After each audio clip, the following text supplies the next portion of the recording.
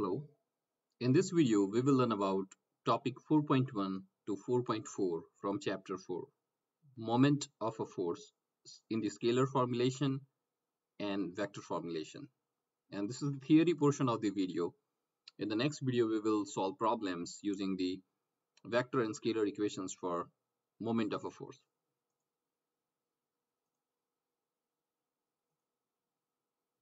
Okay. So moment of a force, scalar formulation, cross product, moment of a force, vector formulation, and principle of moments. Today's objective is to understand and define moment and determine moment of a force in two-dimension and three-dimension cases.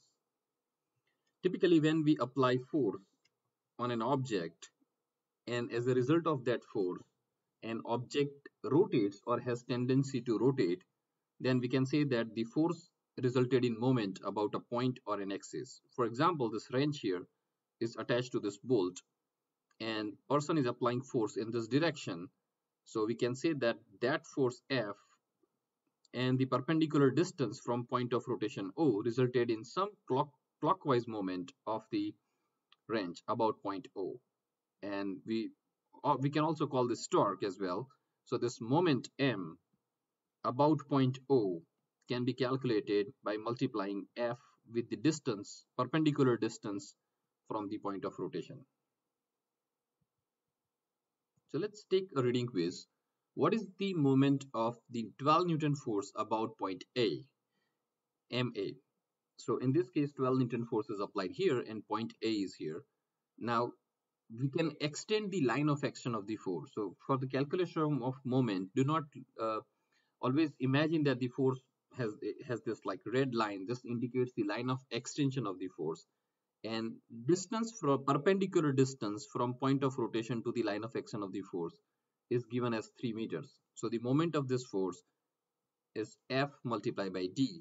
So moment about A is equal to F times D, which is 12 times 3, and the unit is Newton meter. So this is 36 Newton meter, and that's given here. Now this moment, this force has tendency to of counterclockwise rotation about A. So the moment of this force is 36 Newton meter counterclockwise. Now moment is a vector because force is vector and so is the perpendicular distance from the axis of rotation. So the moment, the direction for the moment in two dimension is counterclockwise or clockwise. If it is counterclockwise, then we consider that as positive. If it is clockwise, then we consider that as negative. For three-dimension system, coordinate system, moment of force F about point O is defined as MO. So in this case, we have this force F. This is the line of action of the force. And that's the position vector from point of rotation to any point on line of action of force. And the moment in this case can be calculated using cross product. This is not multiplication, this is cross product, R cross F, where both R and F are three-dimension vectors of XYZ components. And this arrow, which is perpendicular to both R and F, indicates the moment of force about point O, and it results in counterclockwise rotation when it is viewed from here. There are many practical applications of moment. For example, beams are often used to bridge gaps in walls. We have to know what the effect of the force on the beam will have on the supports of the beam. So in this example, when force F is applied at the middle of the beam, how does that force affect supports A and B? So we can say that since this force is applied here and point A acts as like the hinge point here, so the force has tendency to rotate about point A, and that results in moment, which can be calculated using F times distance from A. And this moment is clockwise, so this is negative. But the same force also results in counterclockwise rotation about B, and that is positive. Look at this example. So M depends on F multiplication of F and D.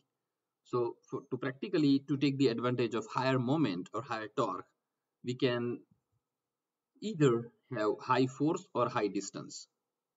So in this case, let's say the person wants to open this like bolt here on the car wheel, and if the force is being applied very close to that bolt on this lever, then it requires significantly large force to have the same moment to open this bolt. But instead of that, if the lever is extended and the length of the lever is changed to D as shown in figure here, then much smaller force will also result in larger moment, so F times D. And this is what we do in many practical cases, that we actually add a lever or extend the length of the lever so as to reduce the amount of force required, and we can get much larger moment with small force but much larger distance. Applications: this carpenter often uses a hammer in this way to pull a stubborn nail. Through what sort of action does force Fh at the handle pull the nail? So when then force F is applied here, it results in moment about O, and that moment is clockwise. And as a result, this part of the hammer also results in force F applied on the nail to pull it out, and that results in another moment about point O, and that's also the clockwise moment. Now, since this force is applied at much larger distance compared to the force which applies on the nail relative to point O, small force resulted in force magnification, and we can easily pull the nail out.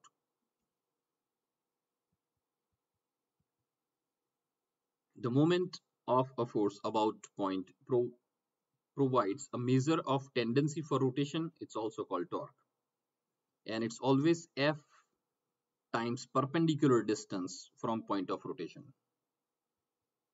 So in this case, this force results in counterclockwise rotation when it's being viewed from here. Okay, so this moment is called like clock positive, and clockwise rotation in 2 dimension is negative. And that equation is F times D. When you view this from the top, this is the sense of rotation, so that's positive. So yeah, clockwise and counterclockwise depending on tendency of rotation. Now, what happens when the force applied, in this case, let's say force is applied here, and we would like to calculate the moment of that force about this point. So there are two ways we can do that. Either we can extend the line of action of the force and find out this perpendicular distance, and F multiplied by this distance gives us the moment about point O. Or in other words, we can also simplify it by resolving the force into horizontal and vertical component, Fx and Fy, and calculate the moment of each of this force about point O. So it's Fx multiplied by B, and it's Fy multiplied by A. Now Fx about O is clockwise moment, so that's positive. Fy about O is counterclockwise moment, so that's negative. So when we do that math, we'll get the resultant moment, which is combination of both horizontal and vertical components moments. So Fy times A minus Fx times B. So this is much more easier than calculating this perpendicular distance. Okay, so we resolve the force into components and then calculate the moment of each force about point O, clockwise or counterclockwise, and then get the resultant force, resultant moment. We use concept of cross product for 3-dimension force system, where cross product equation is C is equal to A cross B, that is equal to A times B times sine theta multiplied by UC, which is unit vector in the direction of C. Now, there are certain cross product rules that we need to apply here. Is that if we have three perpendicular vectors I, j, k respectively for x, y, and z axis directions, then cross product of I to j, we are moving counterclockwise while traveling from I to j, results in the third vector but the positive value of that. So I cross j is k.